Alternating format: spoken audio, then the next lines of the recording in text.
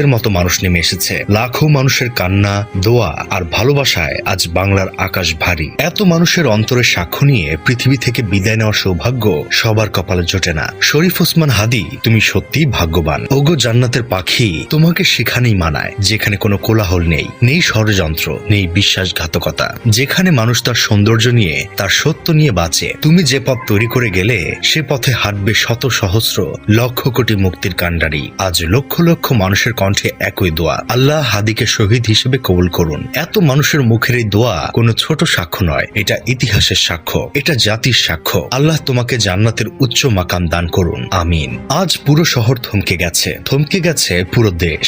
রাস্তা, মাঠ, প্রান্তর সবখানেই মানুষের ঢল। বয়স মাত্র 33 বছর, অথচ পুরো দেশ তোমার জানাজায় দাঁড়িয়ে। প্রধান উপদেষ্টা থেকে শুরু করে সব রাজনৈতিক দলের নেতৃবৃন্দ, ভিন্ন ভিন্ন আদর্শের মানুষ, সবাই আজ এক কাতারে। কোটি কোটি মানুষ টেলিভিশনের পর্দায় তোমার জানাজা দেখছে, চোখ ভেজাচ্ছে, হাত তুলছে দোয়ায়। শরীফ ওসমান হাদি আমাদেরকে দেখিয়ে দিয়ে গেল কিভাবে দেশকে ভালোবাসতে হয়, কিভাবে স্বাধীনতা, সার্বভৌমত্ব আর দেশের মানুষকে শুধু স্লোগানে নয়, জীবনের প্রতিটি কাজে, প্রতিটি সিদ্ধান্তে ধারণ করতে হয়। তুমি দেখিয়ে দিলে কিভাবে দেশ বিরোধী সামনে বুক চিতিয়ে দাঁড়াতে হয়, কথা নয়, সুবিধা নয়, প্রয়োজনে ত্যাগ দিয়ে কিভাবে অবস্থান নিতে হয়। বাকি কাজটুকু আজ আমাদের। তোমার জানাজায় উপস্থিত মানুষ আজ প্রতিজ্ঞা করেছে, স্লোগান উঠেছে, দেশের পক্ষে, আজাদির পক্ষে, ইনকিলাবের পক্ষে, দিল্লির বিরুদ্ধে, মুজিববাদের বিরুদ্ধে। এই স্লোগান শুধু রাগের বহিঃপ্রকাশ নয়, এটা প্রতিরোধের ভাষা, এটা ভবিষ্যতের অঙ্গীকার। দুনিয়ায় অদ্ভুত বৈষম্য আছে, কারো জানাজায় শতজন মানুষও হয় না, মিষ্টি বিতরণ হয়,